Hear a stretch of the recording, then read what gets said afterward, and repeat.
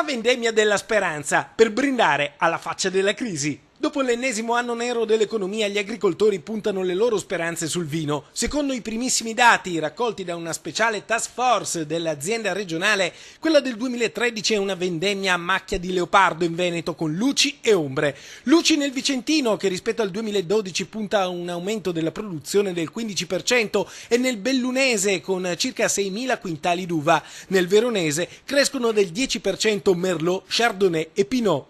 Più ombre invece nel Trevigiano, con una flessione compensata dai nuovi impianti, e nel Veneziano con un calo del 10%.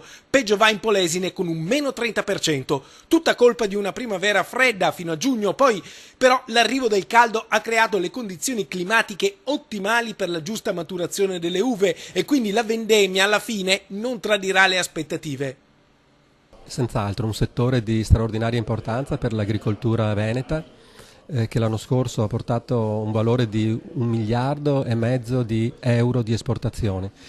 Quest'anno si cercherà di fare meglio. Sì, promette bene, abbiamo visto che sulle bacche bianche c'è un più 5%, più 10%, e bacche nere siamo sul livello 2012, quindi questo è positivo, soprattutto anche nella qualità. Questo ci conforta rispetto ai mercati che aggrediremo nei prossimi anni. In Veneto, mai come oggi, il settore vitivinicolo è una luce nel buio della crisi, ma bisogna credere e investire con i fari puntati sulla Cina, il nuovo mercato da invadere. Il primo obiettivo però è creare una rete di innovazione. Una rete di intervento che sia in grado poi di affrontare anche i cambiamenti climatici in maniera repentina e l'innovazione che fa la parte del leone nella produzione vitivinicola.